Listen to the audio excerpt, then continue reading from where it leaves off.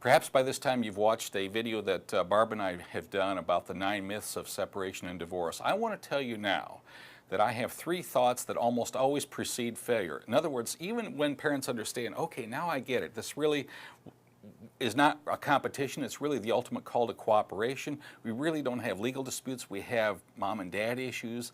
We don't really have a win-lose thing. This is something where we're going to win or lose together depending on how well we focus on the kids and making our own decisions and making this about the future. Even parents who get that, when they get one of the 3 thoughts that I'm going to mention to you right now, they are on the verge of failing. So look out for these 3 thoughts. Here they are. Failure thought number 1, my children get what they need if I get what I want. My children get what they need if I get what I want. Sometimes, and these thoughts can infect the thinking of even the most caring parents, but the thought can be, well, wait a minute, yes, my children are entitled to a good childhood, they're entitled to a good world to live their one and only childhood, they're entitled to peace of mind, they're entitled to the advantages that other children have who come from happy, intact families, or from families where the parents have divorced, but they are respectful and predictable. But you know what? I didn't get the hand-embroidered footstool, or I'm paying $10 a week more in child support, or I'm getting $10 less a week than I should get, and therefore my kids don't. That's not really the way you want to think. What you want to remember is that your children are entitled to a good and wonderful world to live their one and only childhood, whether or not every single issue that you have between you and your co-parent is one where you get exactly what you want. All right, the second failure thought is, this is too hard. This is too hard. And very often I will hear parents say, just before they fail, and we hope that failure is only temporary, this just got too hard. So we have to go back to being in conflict, going to court, suing each other, doing all these things that really they should know, and they really do in their moments of clear thinking, know will be destructive to them and their children. But the thought is one of, this just got too hard, it got too difficult. Well, a couple things I want to say about that. Number one, we don't allow ourselves that freedom of failure in anything else with our kids. We can't say, well, wait a minute, this got to be kind of difficult. I have to feed them, you know. I have to feed them every day. In fact, I have to feed them 2 or 3 times every day. And, you know, sometimes they don't even appreciate it. Sometimes they don't even finish it. And I'm going to have to do this.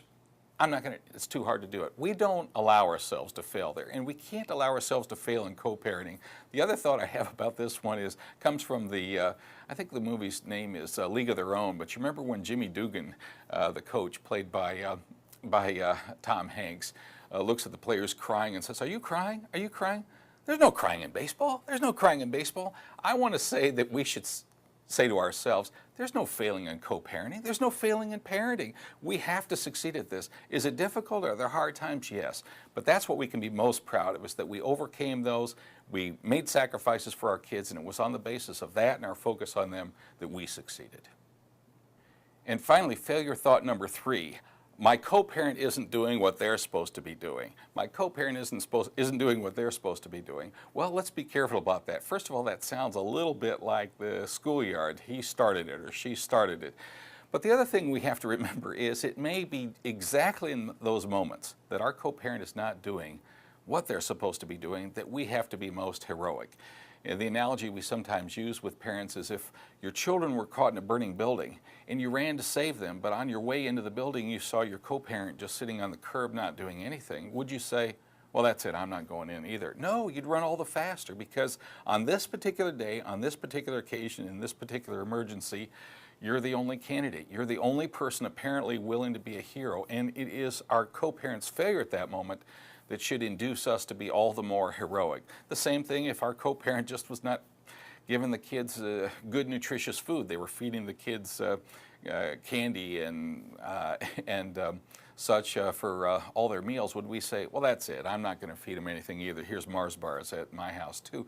We wouldn't do that. But sometimes in the competitive business, or it feels like the competitive business of raising kids after separation or divorce, we can start thinking that our co-parents' failures is an excuse for us to fail too. It's just the opposite. It's actually a call for the hero in us to wake up and step forward. There you have them, 3 failure thoughts, and I think in one variation or another, one of those usually precedes the thinking of a parent before they say, that's it, I give up, we're going back into being conflict. And we hope we can always rescue them and bring them back to the core principles that, look, if you're in conflict, your children are in danger. Therefore, only you can protect them. And most important, of course, remember that when you're protecting your children and focusing on them, giving them a good world to live their one and only childhood, making sacrifices for that. Even you are better off. You're better off legally, financially, and certainly as a parent. So, but be careful of these thoughts infiltrating any of your thinking. They can cause a lot of problems. I wish you the very best.